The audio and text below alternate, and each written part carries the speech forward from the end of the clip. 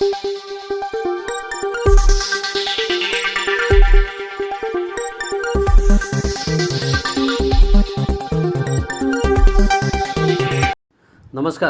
S news चॅनलमध्ये आपले स्वागत आहे।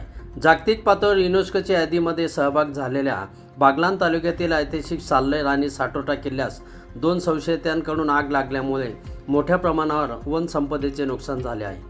या संदर्भात वन विभागाने आग आटोक्यात आणून तातडीने दोन्ही संशयितांना ताब्यात घेतले असून त्यांच्यावर गुन्हा दाखल केला आहे। दरम्यान दोघांना वन कोठडीमध्ये रवानगी केलेली आहे। साटोटा किल्ल्याला आग लागल्यानंतर शेजारील साल्हेर किल्ल्यास वाघंबा गावाच्या बाजूने आग पकडल्यामुळे वेगवेगळ्या जातीची झाडे, वनौषधी, गवत तसेच लहान मोठे वन्यजीव आगीमध्ये भस्मसात झाले आहेत। संबंधित वन विभागास या संदर्भात ग्रामस्थांनी निदर्शनास आणून दिल्यानंतर आग आटोक्यात आणण्याचा प्रयत्न केला।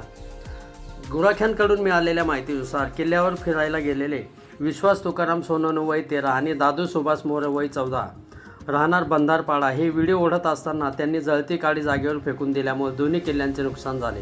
मालेगाव येथील सहाय्यक उपवन संरक्षक शेखर तनपुरे, ताराबाद वन परिक्षेत्र अधिकारी ज्ञानेश्वर शर्माळे यांच्या मार्गदर्शनाखाली वन परिमंडळ अधिकारी प्रभाकर पवार, DJ सोनवणे, वनरक्षक अक्षय हेंबाडे, दत्तू गुंजाळ, भैरम यांनी स्थानिक पंचांसमक्ष पंचनामा करून या ठिकाणी साधारण 10 हेक्टरवरील जंगल जळाल्याचे सांगितले। दरम्यान दोन्ही संशयितांना वन कोठडीमध्ये पाठवण्यात आले आहे।